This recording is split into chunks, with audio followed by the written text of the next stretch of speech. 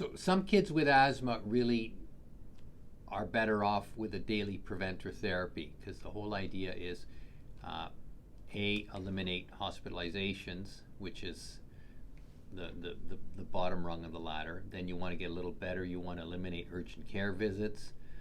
And so climbing up the ladder to better and better outcomes. You want them to get a cold without triggering asthma. Next step up, maybe you want them to be able to participate fully in all their activities. And yeah, then you're probably there. And lastly, you want them to have a good sleep uninterrupted by cough for sure, and not by snoring either, but that's not related to asthma. So in order to achieve those goals, sometimes we have to push the medications.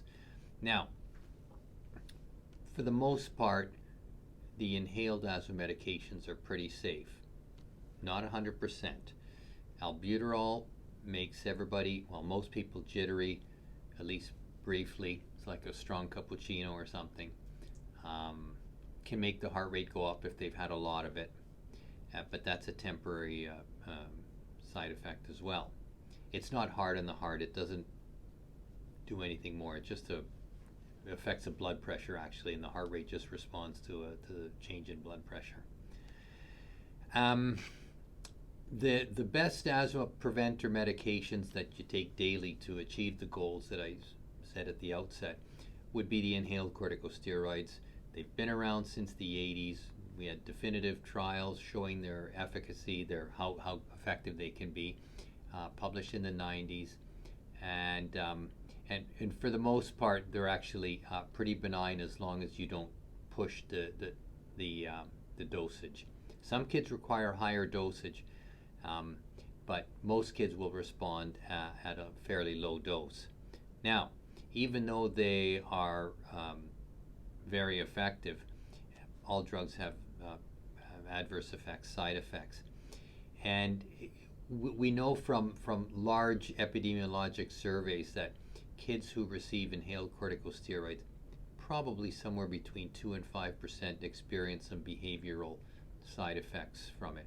And just be clear that I said inhaled steroids, okay? I'm going to talk about the steroids you take by mouth later, so do not confuse them. So yes, behavioral steroids can cause, inhaled steroids can cause some behavioral side effects. Not common, but possible. And that's one of the reasons I try and get away with the lowest effective dose of inhaled corticosteroid. One of my goals, by the way, is to avoid oral corticosteroids altogether, because that's another ball game. Oral corticosteroids have a lot more side effects.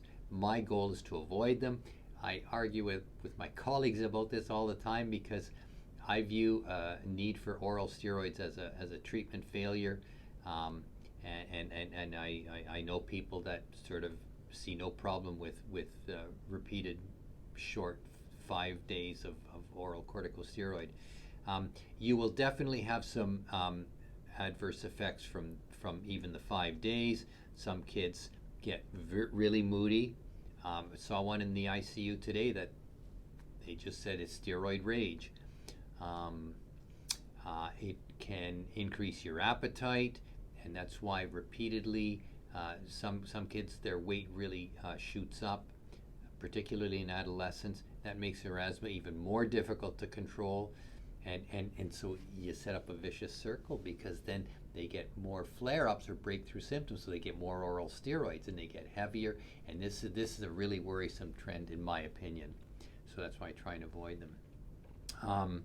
Montelukast is another daily preventer that's used. It's a pill. It's not a steroid medication, but it actually has a higher incidence of adverse behavioral effects in children. So I use it in certain specific patients, but my first line daily preventer would be the inhaled steroid. So I would not prescribe them just to avoid the side effect, even behavioral side effect. Although I did have one patient who had other issues that really interfered with, that made him misbehave a great deal when he was unmedicated. If he got steroids, it became very difficult for parents. And those are children that I try and get on what's called biologic therapy so we can avoid steroids altogether. But biologic therapy usually means injections, so kids never like injections.